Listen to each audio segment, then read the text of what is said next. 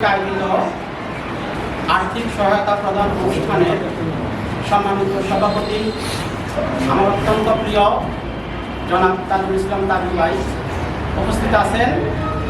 আমাদের আজকের এই প্রোগ্রামের মাননীয় প্রধান অতিথি বিশিষ্ট সমাজসেবক ও শিক্ষানুরাগী এবং সমাজের যে কোনো প্রয়োজনে সবার আগে যিনি এগিয়ে আসেন তিনি আমাদের আক্কাস ভাই উপস্থিত আছেন।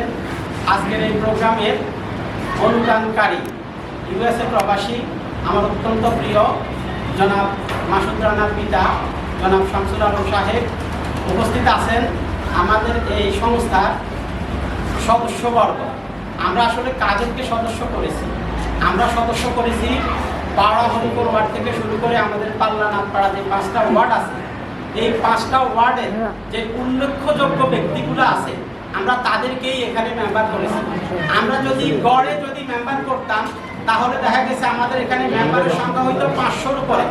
তো আমরা আসলে ওইভাবে না করে আমরা সমাজের যারা বিশিষ্ট ব্যক্তি, সমাজের যারা নিজেদের অবস্থান ইতিমধ্যে জানান দিয়েছে, সমাজের মানুষের বিপদে আপদে সুখে দুঃখে যারা ইতিমধ্যেই তাদের অবদানকে প্রমাণ করেছে, আমরা ওই রকম সামাজিক ব্যক্তিদেরকেই আমাদের এই সংস্থাতে মেম্বার হিসাবে অন্তর্ভুক্ত করেছি। আপনারা এখানে যারা আছেন আপনারা দেখবেন সমাজের সবাই উল্লেখযোগ্য ব্যক্তি।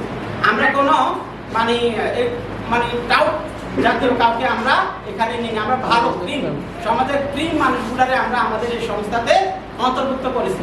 তো আমাদের এই সংস্থাটা ওপেন করার পিছনে মূল থিম হলো আমরা দুস্থ অসহায় মানবেতর জীবনযাপনকারী এবং সমাজের অবহেলিত মানুষের পাশে দাঁড়াবো। কিভাবে দাঁড়াবো?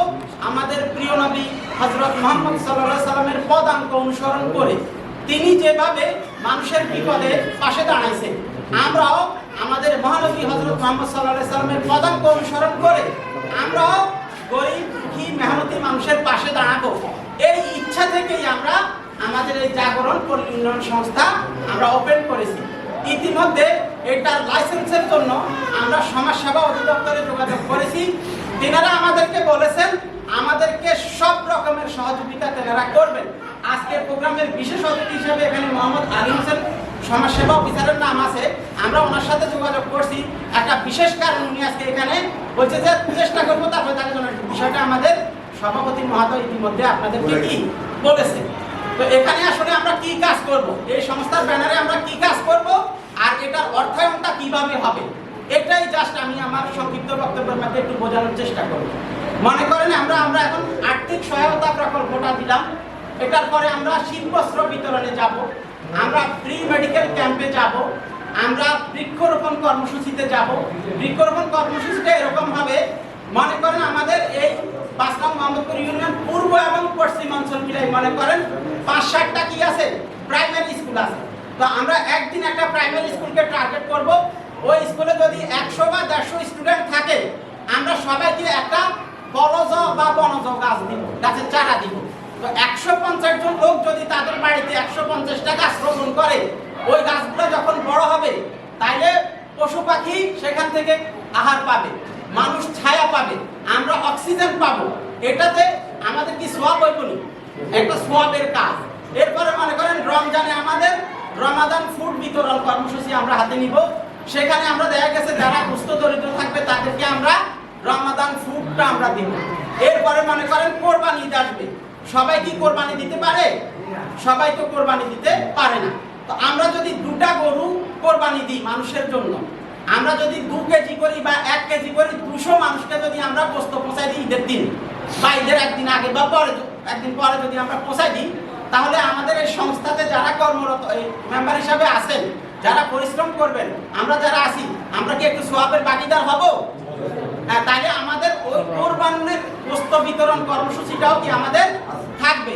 এরপরে মনে করেন 5 নং মোহাম্মদপুরের এই মাথা থেকে ওই মাথা পর্যন্ত ধরেন আমরা একজন ক্যান্সার রোগী পাইলাম, যে অতীব দরিদ্র, যে চিকিৎসা করার মতো কোনো পরিস্থিতি নাই। আমরা যদি আমাদের এই সংস্থা থেকে তারা যদি একটা হেল্প করতে পারি, তাহলে হয়তো আমরা মোটামুটি অন্তত নিজেকে অন্তত ভালো লাগবে। এরপরে আসেন এই যে আমাদের দেলু সরকারের কথা বলছে, যখনই বলছে যে টাকার জন্য না সঠিকভাবে চিকিৎসা হয় না, সাথে সাথেই আমরা আগে আমাদের ইয়ে থেকে আমরা 10,000 পাঠাই দিছি। এখন আমরা কার টাকা পাঠাইছি? আমরা এই যে মাসুদের মতো বা আরো যারা আছে আমাদের এখানে ডোনেশন করতেছে, তাদের এই টাকাটাই কি আমরা আমাদের ফান্ডে ছিল বিধে আমরা সাথে সাথে কি করছি, দিতে পারছি। তো এইভাবেই আমাদের এখানে আপনারা যারা আছেন তারা সবাই মিলিয়ে আমরা ফান্ড কালেকশন করব। আমাদের একটা ব্যাংক অ্যাকাউন্ট থাকবে, আমাদের স্বচ্ছতা থাকবে, আমাদের জবাবদিহিতা থাকবে, আমাদের এই টাকা আমরা কিভাবে ব্যয় করতেছি সেটার হিসাব থাকবে, আমাদের টাকাটা আমরা কোত্থেকে আনছি সেটারও কি হিসাব নিকাশ থাকবে। তো এইভাবে মনে করেন আমরা একজন গরিব মানুষ কাজ করার মতো কোনো পরিস্থিতি নেই, কাজ করার পরিস্থিতি আছে কিন্তু কিভাবে করবে উপায় নাই। তো আমরা যদি তার একটা রিক্সা কিনে দিতে পারি আমাদের এই সংস্থার পক্ষ থেকে, সেই রিক্সাটা চালাইলে তার পরিবারটা চালাইতে পারবে না, তার পরিবার চালাইতে পারবে তো। এইভাবে মনে করেন 10 জন গরিব মহিলাকে আমরা ধরে নির্বাচিত করব। আপনারাই বলবেন যে এই লোকটা অত্যন্ত গরিব, তা আমরা 10 জন মহিলার মধ্যে যদি 10টা সেলাই মেশিন দিতে পারি, আমরা যদি 10টা সেলাই মেশিন দিতে পারি, তাহলে সে সেলাইয়ের কাজ করে তার সংসারটা চালাইতে পারবে তো। তো এইভাবে সমাজের ভালো ভালো কাজগুলা আমরা করার চেষ্টা করব আমাদের এই সংস্থার মাধ্যমে। তো এটার জন্য আপনাদের সকলের সহযোগিতা লাগবে। এখন আপনাদের যারা এখানে মেম্বার আছেন, মেম্বারের 2টা ক্রাইটেরিয়া থাকবে, একটা হলো সক্রিয় সদস্য আর একটা হলো নিষ্ক্রিয় সদস্য। সক্রিয় সদস্য যিনি প্রতি মাসে এখানে চাঁদা দিবেন 100 থেকে তদূর্ধ্ব, আর নিষ্ক্রিয় সদস্য হচ্ছে টাকা দিবে না, তা কোনো ডোনেশন সে দিবে না কিন্তু সে সদস্য, এটা হবে নিষ্ক্রিয় সদস্য।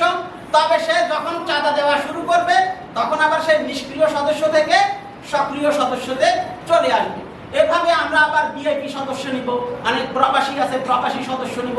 ভিআইপি সদস্য বলতে কেউ যদি প্রতি মাসে 1,000, 2,000, 5,000 করে আমাদের এই সংস্থাতে দেয়, তাহলে আমরা কি তারে ভিআইপি সদস্য হিসেবে ঘোষণা করতে পারি না? এখন আসেন, আমাদের সমাজে আমরা মনে করি যে শুধু মসজিদ মাদ্রাসা দান করলে দান, আর অন্য কোথাও মনে হয় দান করার সুযোগ নাই।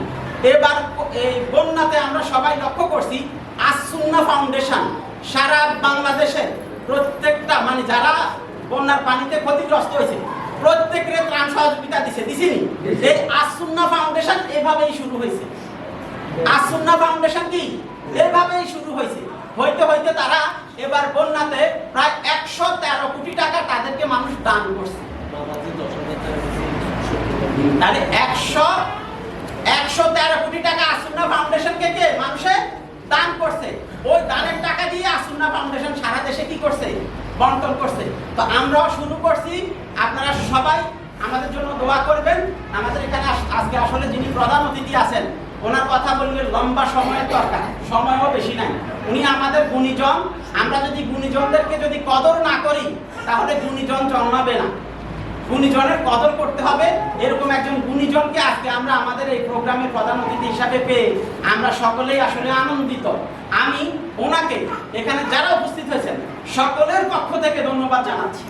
আমার আরো কিছু কথা আছে, যেমন মনে করেন 5টা বাচ্চা আমাদের এই মোহাম্মদপুর ইউনিয়ন পশ্চিম অঞ্চল বা পূর্বাঞ্চলে 5টা বা 10টা বাচ্চা গোল্ডেন এ প্লাস পাইছে বা এ প্লাস পাইছে। এটার মধ্যে 2টা বাচ্চা টাকার জন্য উপরে লেভেলে লেখাপড়া করতে পারতেছে না। আমরা তাদেরকেও কি শিক্ষা সহায়তা প্রদান করব, মেধা অন্বেষণ করব, তার পড়ালেখা যেন চালিয়ে নিতে পারে, আমরা সেটার জন্য কি চেষ্টা করব। তো আসলে আমি আর বক্তব্য বাড়াবো না, আমাদের প্রধান অতিথি বক্তব্য রাখবেন, ওনার বক্তব্য আপনারা মনোযোগ সহকারে শ্রবণ করবেন। এই বলে আপনারা সকলে আসছেন, আপনাদেরকে ধন্যবাদ মোবারকবাদ জানিয়ে আমি আমার সংক্ষিপ্ত বক্তব্য এখানে শেষ করছি। খোদা হাফেজ, বাংলাদেশ জিন্দাবাদ।